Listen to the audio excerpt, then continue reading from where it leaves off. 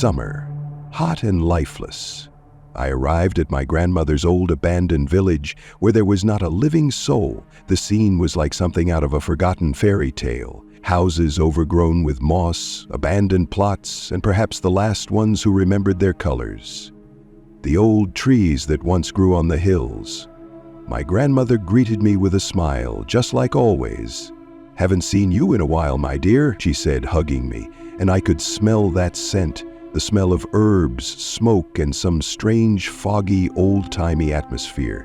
Everything felt familiar, like I hadn't left this house in decades.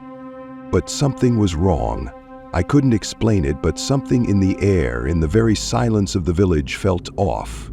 But grandmother was by my side, and that reassured me. She made dinner as usual, fried meat, potatoes, fresh bread. We sat at the table, chatting about trivial things. But still, something lingered. An unease I couldn't shake. I felt like something invisible had aimed its attention at me, waiting to take me. After dinner, I went to my room, trying not to think about the strange sensations, but when I lay down, I couldn't sleep. I heard footsteps, someone shuffling across the floor, quietly, almost inaudibly. I looked around. No one. The house was empty, just my grandmother and me, but the feeling of another presence grew stronger with each passing minute. So I decided to get up and check what was going on. "Good night," I thought, looking at grandmother, who was sitting in a chair by the fireplace, murmuring something softly. But when I stepped into the hallway, I saw her. It wasn't my grandmother. Nothing of her usual behavior remained in this woman.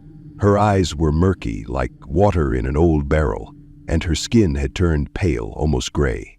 She sat by the fire as before, but her movement was slow, unnatural.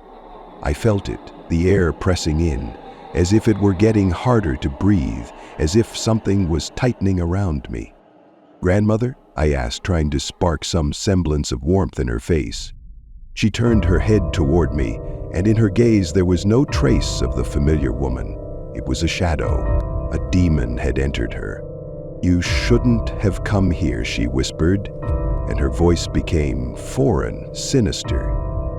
I couldn't look away, as if something were holding me there, forcing me to watch. Then she stood up, and her body jerked in a strange movement, like it was devoid of any muscles, like a puppet being controlled by someone. You won't escape," she hissed, and her lips stretched into a crooked, distorted smile. In fear, I turned and ran, but my legs wouldn't obey. The entire house seemed alien to me now. I ran through the rooms, but she was everywhere. Somewhere behind me, I heard her footsteps. Somewhere the floor creaked as if someone was creeping up the stairs. Just behind me, but I couldn't look back, couldn't see what lurked in the dark. The shadow was following me. I locked the door to my room, but it didn't help. The walls of the house felt soft, as if they were closing in on me, drawing nearer. Suddenly the door opened and grandmother, or whatever was left of her, stepped in.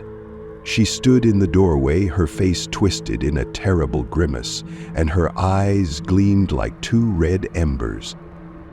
"You think I won't find you?" she whispered, and then I understood. It wasn't her speaking.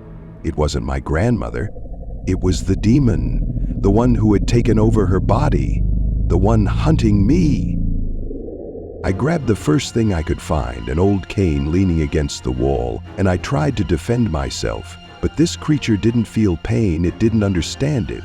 It wasn't human. It was something else, something ancient and powerful. My only thought was to run. I bolted out of the room and into the dark hallway. I slipped on the floor, smelling the sharp scent of stagnant water, old wood, and mildew. Every cell in my body screamed in fear, but I couldn't stop. Then I reached the door, the one that led to a few steps down. I knew that if I didn't leave now, I would never leave. The door was locked, but I managed to find the key which grandmother had carelessly left in her coat pocket, and opened it. Only when I stepped outside did I realize the sun had begun to set and the village was swallowed by dusk. There was silence all around, the old houses, once filled with laughter, now standing empty. I looked back and realized that there was nothing left of my grandmother. Everything that had been her, that was gone. What remained was the demonic entity that had taken her into the dark. I ran into the forest and eventually found a road leading to the nearest town. There a car picked me up, and only when I returned home did I feel that there was something important in life beyond fear and shadows. I close my eyes at night, I still see her face, the shadow of my grandmother, waiting.